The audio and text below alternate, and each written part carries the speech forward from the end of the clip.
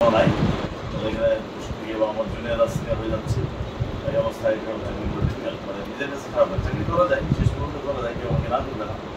তারপর আমি নিজেই অ্যাপ্লিকেশন দিয়ে 2016 সালে বের হয়ে গেলাম এবং বের হওয়ার আগে একটা চাকরি হয়ে গেল আমার ওমানে, অনলাইন কোম্পানি ওমান। ওখানে গেলাম, 2 বছর থাকলাম। থাকার পর তারা আবার আমাকে দেশ থেকে পোস্টিং দিচ্ছে জর্ডান। আমি বললাম ঠিক আছে দেশে যাই। আমার বাসায় আসলাম, আসার পরে তারা ভিসা পাঠালো জর্ডানে, কিন্তু পরে আমি বললাম যে আমার এখনও যাওয়ার ইচ্ছা নেই, আমি দেশে থাকতে চাই। তারপর আর গেলাম না। কিন্তু পরবর্তীতে আপনার যেটা বলছেন যে আমি পুলিশ ট্রেনিং সেন্টার যেটা ইয়াতে আমার জর্ডানে, ওখানে 3-4 বার আমাকে তার কল করেছিল, যেখানে আমেরিকান আর্মি পুলিশের যারা রিটায়ার্ড তারা ওখানে বিভিন্ন দেশের পুলিশের ট্রেনিং করে। ওখানে আমি 3-4 বার দিয়েছি, ওই 2 মাস 1.5 মাস ট্রেনিং ছিল, ওগুলো করেছি। এই করতে করতে তারপরে আমি বাংলাদেশে একটা ফার্মাসিউটিক্যালস কোম্পানিতে ঢুকলাম এবং এখানে আসি। যখন আমি আর্মিতে ছিলাম যখন যেখানে সুযোগ পেয়েছি, তখন তো ছিলাম মেজর, তখন যেখানে মোটামুটি একটু পোস্ট দিচ্ছে, যেটা আমার করার ক্ষমতা সবসময় চেষ্টা করছি যে আমাদের এলাকার লোক তাদেরকে কিছু করার জন্য। অবশ্যই তাদের যোগ্যতা অনুসারে হয়েছে, কিন্তু আমি হয়তো তাদেরকে ভালোভাবে চিন্তা করছি এখানে নেওয়া যায়। দুজন হয়েছে, কিন্তু আমার লোকটাকে নিই দুজনের সমান। এইভাবে আমি তাদেরকে যখন যেখানে সুযোগ পেয়েছি নেওয়ার চেষ্টা করছি। বাংলার লোককে কোনোদিন কেউ বলে রিকোয়েস্ট করে নাই, অথবা সে জানো না যে গেছে, সে জানো না যে আমি বাংলার আমি আমার কাজ করছি।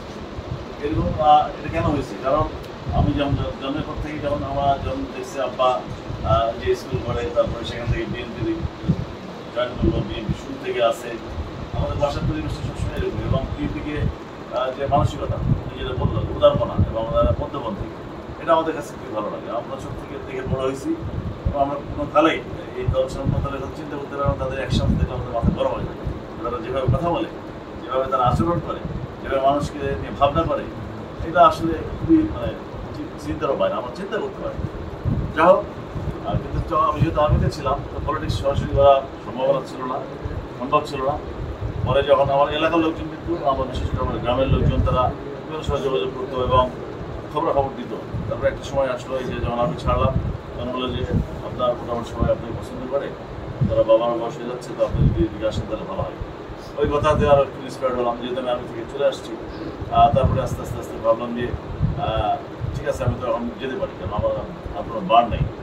আর এখন যে অবসর জীবনযাপন সাথে একটা চাকরি অংশ নিলে আমি আল্লাহর ভালো আছে, আমার কোনো সমস্যা নাই।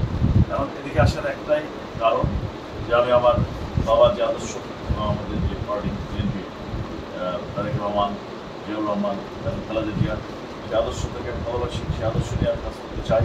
এবং আমি সুযোগ পেলে আমার যে মানসিকতা, তাদের এখানে যাদের কষ্ট থাকে, যারা কিছু লেভেলে, যারা গরিব মানুষ, তাদেরই কাজ করে। এখানে আর কোনো আমার স্বার্থ নেই, একটাই উদ্দেশ্য, যদি সুযোগ পাই এদের উন্নয়নের জন্য যা করা, এই বাংলাদেশে যতটুকু উন্নয়ন করা, এখানে প্রজেক্ট করে এটাকে উন্নয়ন করা, এখানে কোনো কিছু কর্মসংস্থান যদি লোকালি করা যায় সেগুলো করা, সরকারি যদি আমরা হতে পারি, তাহলে সরকারিভাবে সেই যতটুকু সহযোগিতা আনা যায় সেই চেষ্টা করতে হবে। আমার একটাই উদ্দেশ্য।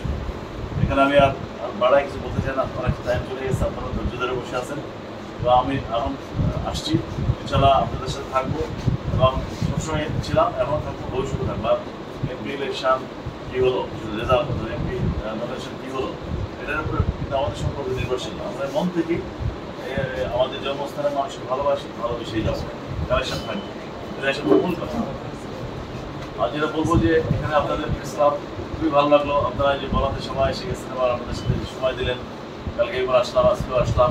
এবং সবচেয়ে ভালো লাগলো যেটা, যে কালকে একটা রিপোর্ট দেখলাম, যে রিপোর্ট বেরোচ্ছে গতকালকে আমাদের অ্যাক্টিভিটিস নিয়ে, রিপোর্টটা পড়ে খুবই ভালো লাগলো। যে রিপোর্টটা খুবই উন্নত মানের, যে লেখা, এটা সাজানো, এবং যেভাবে এটা নির্ভুলভাবে লেখা হয়েছে এবং সুন্দর মুক্তবদ্ধভাবে, মানে এক্সট্রিম কোনো কিছু না লিখে, এই জিনিসটা আমার খুবই অনুপ্রাণিত করেছে। এখানে প্রমাণ করে যে এখানে যারা আছেন, যারা পরিচয় দিলেন, দেখলাম সবাই শিক্ষার যে মূল্য এখানে খুব হয়।